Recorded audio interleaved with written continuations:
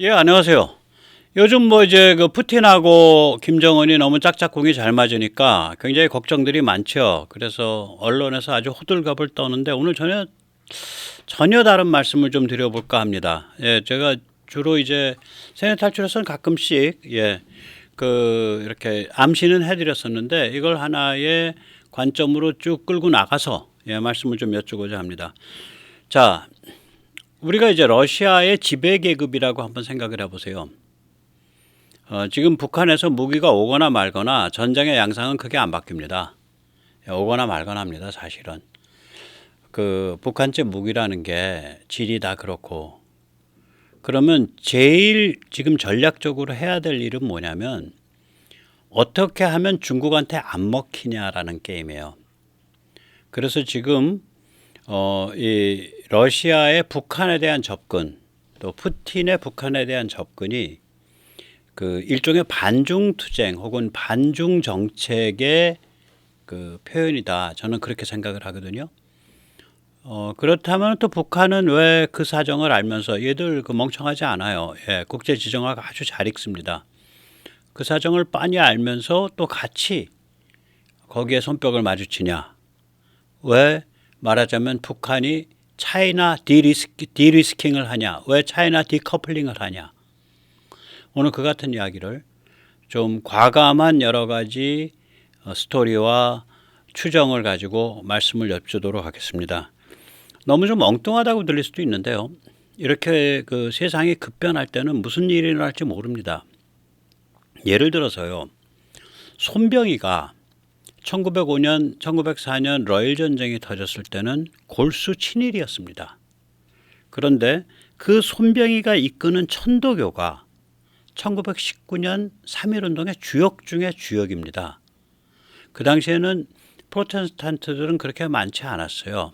학살당한 대부분의 사람들이 천도교였습니다.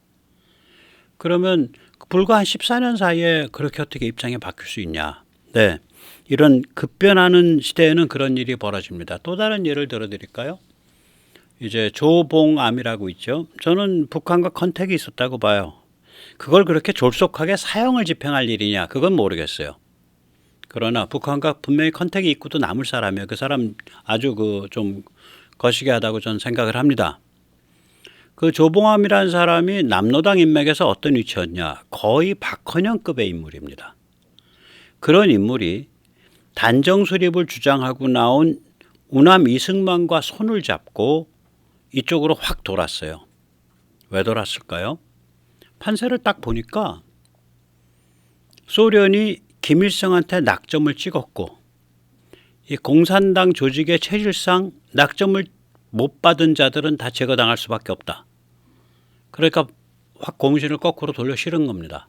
그래서 말하자면 그 농지개혁을 할 때 앞장섰죠. 자, 이런 식으로 이 격변의 시기에서는 무슨 일이든지 다 벌어집니다. 그래서 오늘 저의 드리고자 하는 말씀을 너무 좀 황당하다 이렇게만 생각하지 마시고 귀를 좀 열어주시기 바랍니다. 자, 저는 러시아가 한국과 일본에 좀 이상한 시그널을 보내고 있다고 생각을 합니다. 러시아 외무부 아주국장이 11일 날 굉장히 새삼스러운 얘기를 해요. 우크라이나에 한국 무기 공급하면 관계가 붕괴됩니다. 네, 한반도에 새로운 위기가 올 겁니다. 그 반복되던 스토리 아닌가? 근데 이 시점에 왜 저 얘기를 또 하지? 제가 어제도 말씀드리고 그제도 말씀드린 것 같은데, 야, 우리 이거 정은이 불러서 만나는 거, 그거 우리가 잘 어떤 한계 내에서 갈 테니까, 너무 걱정하지 마. 이거는 중국을 겨냥한 우리 포석이야. 뭐 이런 시그널로 제 귀에는 그렇게 들리더라고요. 러시아 농무부 쪽에서는 농부부인가 농업부인가 거기서는 후쿠시마에 대해서 별로 그렇게 반발 안 하고요. 그거 국제 규격, 국제 표준에 따라서 IAEA 지시에 따라서 잘 하고 있다 이런 식으로 처음에 논평이 나왔었어요. 외무부는 13일 날 조금 네거티브한 논평이 나왔는데 이게 진짜 네거티브한가? 이게 영어거든요. 지금 로이터에 Russia concerned by Japan's discharge of treated radioactive water from Fukushima. 그러니까 후쿠시마의 그 처리수 방류에 대해서 러시아가 좀 걱정한다. 그래서 발표 내용을 보면 We are concerned. 우리 염려된다. 그리고 그 transparency, 그러니까 데이터를 투명하게 제공해 주길 바란다. 당연히 나올 말이에요. 네, 당연히 나올 말입니다. 이런 시그널들이 이게 뭐를 뜻하냐. 이걸 중국 쪽에서 비교를 해보세요. 중국은 지금 뭐 반인류 범죄를 저지르고 있다. 일본 놈들 다 때려 죽이자. 뭐 거의 그 수준으로 지금 나갔었는데 거기랑 비교를 하면 이 온도 차이를 확 느끼실 거예요. 자, 여기서 잠시 세뇌탈출 자유구독료 부탁 말씀 올리겠습니다. 아시다시피 세뇌탈출은 광고가 잘 붙지 않죠. 네, 붙더라도 천천히 붙는 경향이 있습니다. 도와주시면 보다 좋은 컨텐츠로 찾아뵙는데 커다란 힘이 되겠습니다. 감사합니다. 자, 러시아의 과제는 중국에 먹히지 않는 겁니다. 이게 또 지은 죄가 좀 있죠. 예, 1858년에 그 아이훈 조약에 의해서 저 왼쪽 지도에 누리끼리한 부분이 날아갔죠. 그때 러시아가 저걸 집어먹었습니다.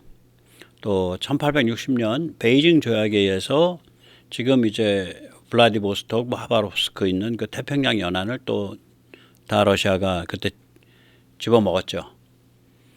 그 중국은 이거를 불평등 조약이라 그러고 이 효력을 내심 인정 안 하고 있습니다.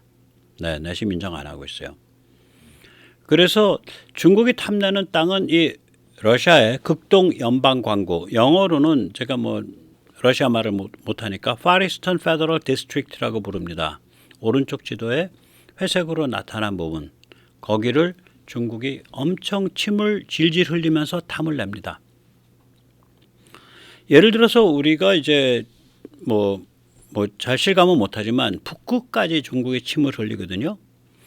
예, 국제 조직 중에 조약을 맺은 조직이 있어요. 북극 이사회, Arctic Council이라는 조직이 있습니다. 2013년에 여기에 중국이 가입을 했습니다. 옵저버 자격으로.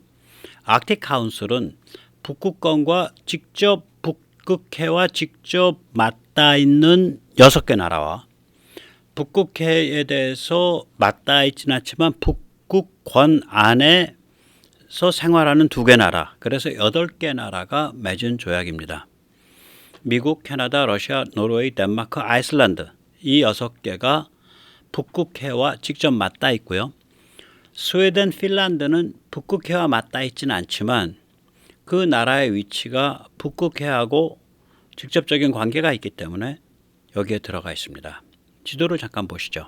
네, 오른쪽부터 보겠습니다. 이 회색이 땅입니다. 지금 색깔이 여러 개가 헷갈려서 이게 어디가 땅이고 어디가 바다요. 예, 여기 이제 회색이 아닌 하늘색, 그 다음에 약간 이거 뭐라 그러나 좀 파스텔 톤인데, 네, 그 청색 비스름한 거, 예, 그거.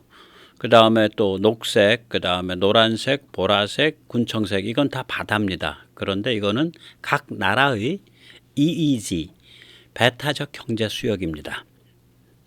그래서 러시아 저 회색 땅덩어리 주위로 배타적 경제 수역이 저 파랗게 칠해져 있는데 러시아는 저걸 북극 원점까지 자꾸 자기 배타적 경제 수역이라고 좀 주장하고 있어요. 네, 그 다음에 노르웨이가 의외로 이 참 땅 부자죠. 그래서 여기서 석유도 많이 나죠. 예, 북극해 쪽에서. 그게 저기 노르웨이 쪽 위에 지금 그 이렇게 파스텔 톤의 약간 그 연두색도 아니고, 예, 좀 청색 계열로 저렇게 돼 있는 데죠. 그 다음에 아이슬란드가 저 작은 섬 나라가 저 연두색으로 저렇게 또 북극해의 한 모퉁이를 차지하고 있습니다. 그 다음에 이제 그린란드인데 아시다시피 그린란드는 나라 이름이 아니고, 예, 덴마크의 땅 이름이죠. 그래서 덴마크가 북극해의 상당 부분을 저렇게 차지하고 있습니다. 그 다음에 이제 보라색이죠. 예, 보라색은 캐나다입니다.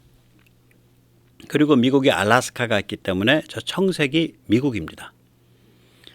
자, 이렇게 이제 북극해를 8개 나라가 북극 이사회라는 걸 만들어서 운영을 하고 투닥거리고 있는데 거기에 떡하니 중국이 나도 옵저버 하겠습니다 해갖고 뭐 중국이 이쁘게 보일 때니까 2013년에 중국이 옵저버로 참여를 하고 있습니다.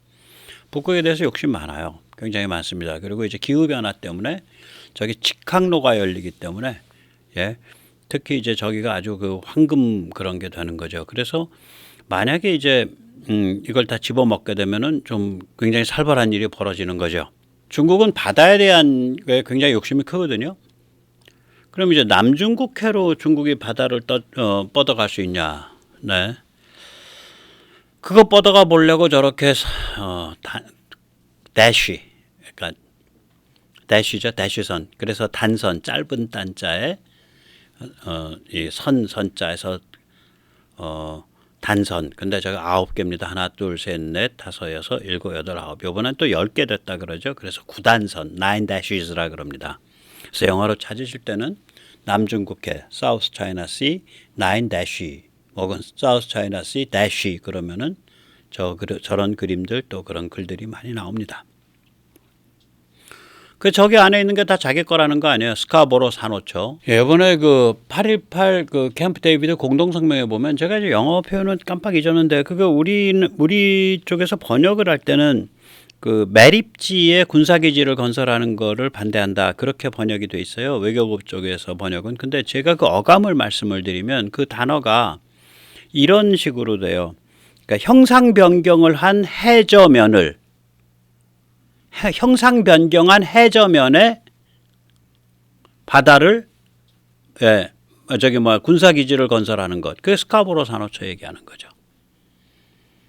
그 다음에 스프래틀리 군도 저것도 자기 거라 그러죠. 그 다음에 베트남이랑 투닥거리면서 파라셀 군도 저것도 자기 거라 그러죠. 그래서 결국 노림수는 저 왼쪽 아래에 별표가 되어 있는 저 말라카 해협 저기를 이제 목을 졸라버리는 그런 것을 하겠다. 뭐 이런 얘기죠. 예. 뭐 명나라 때 뭐 혹은 그 전에 송나라 때 지도 들고 나와서 거기가 자기 거라는 거 아닙니까? 예. 그러면 이 남중국해 먹을 수 있을 것 같아요? 못 먹습니다. 여러 나라에 목숨줄이 걸려 있는데 우리라도 목숨 내놓고 덤비지 저걸 때려 박으면 일본도 그러고 미국은 당연히 그러고 못 먹어요. 저거 너무 커서. 오스트레일리아도 그러고. 예. 저기에 세계 물동량의 뭐 60%가 다닌다거나 뭐 그러는데 저걸 어떻게 먹어요? 그럼 바다로의 욕심이 결국 남중국해로는 뭐 튀어나오겠다고 포문 잡지만 결국은 못 튀어나와요. 그럼 이제 동중국해로 튀어나오냐? 예, 오늘 제가 비밀을 좀 말씀드리겠습니다. 세계 해도에 남해는 존재하지 않습니다. 예, 세계 해도에 서해, 세계 해도에는 이제 그게 바닷물 색깔이 탁하기 때문에 황해라고 표현됩니다. 옐로우씨. 그 다음에 이스트 차이나씨, 동중국해, 동해. 뭐 세계 해도에는 어떤 데서는 이스트시라 그러고 어떤 데서는 Sea of Japan이라 그러고 또 가로치고 이스트시라 그러고 뭐 그러죠. 예. 세계 해도에는 동해, 서해, 동중국해예요. 그러니까 이거는 여수항 그러면은 동해에 있습니다. 예. 진도 그러면 섬의 아래쪽은 동해에 있고요. 예. 섬의 북쪽은 서해에 있습니다. 아마 홍도가 동해에 있는 걸 거예요. 저렇게 되면. 그래서 이제 보면 제주시에서 진도 부속도서인 조도의 부속도서인 맹골도를 지나서 조도의 서쪽으로 뺑글 돌아서 진도의 서부 그 해변으로 딱 이어지는 게 그게 이제 서해의 동쪽 경계선이에요. 서해 남쪽 경계선은 제주시에서 후지안을 연결한 선. 그래서 그 위가 서해입니다. 저 위가. 예. 그러니까 뭐 미국 항모가 서해에 진입했다. 네, 흑산도 정도 와도 서해에 진입한 겁니다. 예, 흑산도, 소흑산도 이렇게 와도 보통 그 정도까지 와 놓고서 서해에 진입했다고 얘기하는 거예요. 그 다음에 이제 동중국해는 뭐냐? 예, 그 제주시에서 후지안 연결한 그 선을 북쪽 선으로 경계선으로 잡고요. 그 다음에 서귀포시에서 가고시마 정도를 연결한 거를 동해와의 경계선으로 잡고요. 그리고 나서 큐슈에서 오키나와 열도 해가지고 쭉 뺑글 돌아서 타이페이까지 가는 거를 남쪽 경계선으로 잡은 저기가 동중국해입니다. 그러면 제주도란 섬은 어떤 섬이냐? 예, 서해와 동해와 동중국해가 딱 만나는 그 교차점에 있는 섬이 바로 제주도입니다. 그러니 한국이 얼마나 살벌한 지금 지정학적 위치에 있는지 저 그림 딱 보면 나와요. 동중국해에서 만약에 그 무슨 싸움이 붙는다. 그러면 우리 못 벗어납니다. 참고로 강정 해군기지에서 그 큐슈 사세보 군항 거기가 이제 미 해군이 왕창 몰려 있는데요. 큐 사세보 군항까지의 거리가 딱 300km고요. 제주에서 부산까지의 거리도 딱 300km입니다. 제주시에서. 그리고 부산에서 사세보까지의 거리가 200km가 좀 넘어요. 이등변 삼각형이에요. 그러니까 결국 부산이 지금 해군 아마 작전사가 부산에 있죠. 예. 그리고 진해에서 옮겨왔죠. 진해는 해군 기지사령부가 있고 목포에 또 그 제2함대 이제 그 주요 그 기지가 또 있고, 예, 그 다 동해에 있는 거예요, 사실은. 그래서 요거에 지금 해군 기지가 몇 개가 몰려 있는 거냐면은 목포, 강정 큰 것만 목포, 강정, 진해, 부산, 사세보, 그다음에 일본 쪽 해군 기지가 2개 더 있어요. 요 언저리에. 그러면 한 해군 기지가 한 6, 7개 있는 거예요. 거기에 이제 미군들이 많이 하는 거죠. 예. 그래서 이게 뭐 이 정도로 민감한 지역입니다.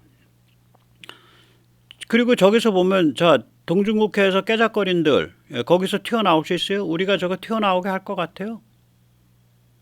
우리가 막죠. 당연히 우리 쪽에서는 그러니까 강정에서부터 사세볼 라인을 같이 힘을 합쳐서 막겠죠. 서해에서도 막고, 서해는 이제 방어를 해야 되니까, 예, 막죠. 당연히 거기 함부로 그 중국 전함 못 들어오게 막죠. 그 다음에는 저게 그 오키나와 열도 따라가지고 타이베이까지 저건 제일도련 아니에요. 저건 당연히 막는 거고. 그 결국 동중국해 돌파를 못해요, 쟤들. 그럼 남중국해도 돌파 못해, 동중국해도 돌파 못해. 그럼 어디로 튀어나가야 되냐고, 바다를 가려면. 예, 그래서 이제 그 중국의 실제 원대한 로망은 뭐냐면요, 중앙아시아 몽골을 지배를 하고요. 예, 그 이상한 그림이죠. 이거 뭐 한 2,000평을 다 이렇게 빨간 주당 깔아놓고 정신병자들이지. 예. 중앙아시아 몽골을 지배를 하게 되면 바닷길이 막혀도 에너지와 자원이 조달되잖아요. 그렇죠? 그 다음에 러시아의 극동, 아까 극동 연방지구를 먹는다. 이게 그랜드 디자인이에요, 실제로는. 그러니까 남중국해, 대만, 동중국해가 막힐 것 같으면, 지금 막힐 게 확실한데, 그러면 지금 제일 그래도 찬스가 높은 거는 러시아를 어떻게 해갖고, 예, 그걸 먹는 게 제일 찬스가 높겠죠. 여기서 잠시 러시아의 극동 연방지구가 어떤 데인가 한번 보시죠.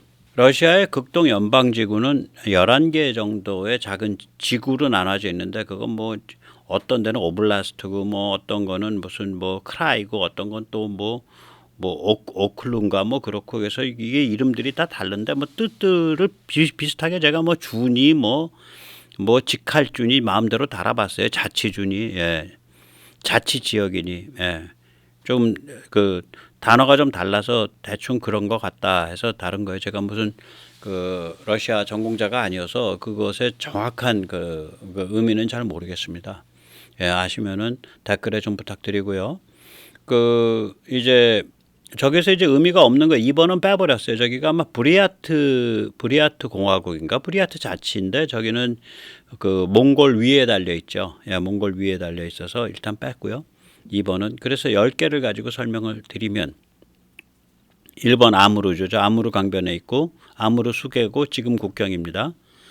그 다음에 3번 저기 유대인 자치주가 있어요. 저도 이번에 하면서 깜짝 놀랐어요. 한 몇만 명, 한 3, 4만 명의 유대인이 삽니다. 저기도 아무르 수계구 국경이죠. 기존 국경이죠. 기자가 빠졌네요. 존국경이라 그랬네요. 그 다음에 자바이칼스키 직할주.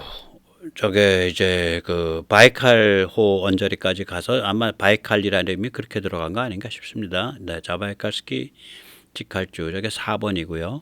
그 다음에 2번이 저게 브리아트인데, 저기는 제가 뺐고요. 저기가 바이칼호가 저쪽에 있죠. 또 2번이. 그래서 아마 저 언저리일 겁니다. 네. 그 다음에 이제 5번이 캄차카. 저기가 이제 러시아 소련의 이제 군사 이제 그 아주 근거지 중에 하나죠.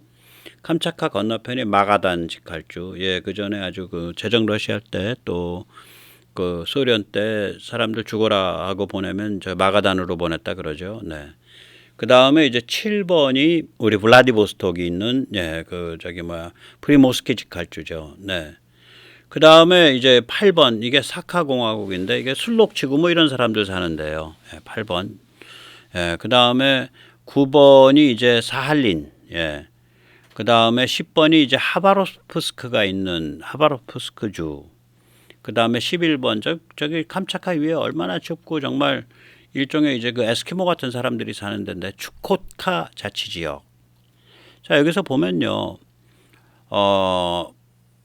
이제 아무르 쪽은 계속해서 이제 국경이랑 통하게 하려고 확보를 해야 되는 거고, 태평양과 관계되어 있거나 북극해랑 관계되어 있는 게 5, 6, 7, 8, 9, 10, 11 무려 7개입니다. 그러니 여기가 탐이 안 나겠어요? 중국은 바다에 굶주려 있는 데거든. 태평양을 어떻게 기어 나올 거냐에 굶주려 있어요. 그래 탐이 날 수밖에 없죠. 자, 중국이 이렇게 침을 질질 흘린다는 거를 러시아가 아는 거예요. 그리고 중국의 몽골도 지금 무릎을 꿇린 상태고 중앙아시아도 무릎을 꿇린 상태예요. 그다 러시아 영향권에 있던 나라들인데. 그러니까 러시아에 지금 그게 뭐 푸틴이든 포스트 푸틴이든 뭐든 간에 제일 지금 중요한 과제는 뭐냐면 어떻게 중국에 안 잡아먹히냐 이겁니다. 그러니까 이제 김정은을 직사 대접을 하는 이유가 언론에서는 뭐 북한에서 무기를 들여오기 위해서 뭐 그럽니다 뭐 이런 소리들을 하는데 저는 그거보다 훨씬 더 깊은 뜻이 있다고 봐요. 속살은 뭐냐면 북한이 중국의 급소다. 그렇게 보기 때문이다. 자, 근데 이 이야기를 예를 들어서 아는 사람들은 어떤 사람들이냐. 예, 주로 군사지정학과 정보 다루는 사람들이라고. 그럼 그 커뮤니티에선 이제 제가 말씀드린 거 우리나라에서는 누가 아는지 모르겠는데 미국 같은 데서요. 그 커뮤니티에서는 이걸 내놓고 얘기를 못해요. 이런 진실을. 이건 굉장히 깊은 진실이어서 내놓고 얘기를 못해요. 오히려 제가 이제 저같이 겁없는 사람이 막 떠드는 소리예요. 이거는. 그 커뮤니티에서 이런 얘기를 하게 되면 파장이 크죠. 네, 굉장히 큽니다. 그러니까 이제 주의 깊게 지켜볼 뿐이죠. 네, 이제 그거 이렇게까지는 표현을 못하고 언론에서 이제 어떻게 표현이 되냐면은 북한이 중국의 급소다 이렇게 표현을 못하고 최대치가 뭐냐면 중국이 신경이 곤두서 있다. 북한이 러시아에 붙을까봐 뭐 이 정도 표현을 하는 거죠. 예. 그래서 이제 블룸버그에서는 이제 그 9월 13일 날 이렇게 표현을 했습니다. 예. 푸틴과 김정은 브로맨스는 중국에도 큰 문제다. 러시아 북한 밀착은 아시아의 안정을 위협할 뿐 아니라 러시아와 북한에 대한 중국의 영향력을 말하자면 약화시킨다. 뭐 이렇게 표현을 했어요. 네. 언론에서도 이제 언뜻 이 표현은 하는 거죠. 하는데 이것이 북한이 중국의 급소다까지는 표현 안 하는 거예요. 저는 오늘 그 얘기를 드리는 겁니다. 다시 말하자면 제가 러시아에서 지금 뭐 원자력 잠수함 기술 들어옵니다. 이런 말을 막 언론이 막 그냥 겁을 주길래 제가 픽픽 웃으면서 그랬잖아요. 원자력 잠수함 기술은 그렇게 쉽게 넘겨주고 넘겨받는 기술이 아닙니다. 이때까지 2차 세계대전 이후에 딱 2번 있었습니다. 원자력 잠수함이라는 게 만들어지자마자 1958년에. 그 다음에 두 번째, 언론에서는 또 그런 얘기 하죠. 이제 북한의 뭐 전투기가 뭐라 엄청 공군력이 강화될 수 있습니다. 아니, 전투기를 만드는데 얼마나 돈이 많이 드는데 전투기 공군력이 강화돼요? 불가능. 오히려 이제 러시아로부터 순항미사일을 좀 살벌한 걸 받아가지고 북한이 운영하게 되면 굉장히 위험해진다. 뭐 그러면은 오케이, 그건 말이 돼요. 대개 그 정도까지지 그거 이상 많이 뭐 받을 게 없어. 받아도 북한이 감당이 안 돼요. 자기가 이렇게 내재화시키지를 못해.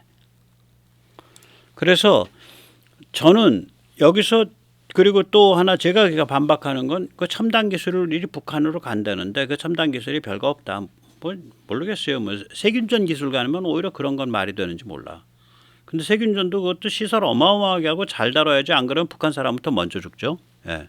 그리고 세균전을 하려면 저거부터 먼저 해야 돼요. 자기들 그 백신 개발해 놔야 돼요.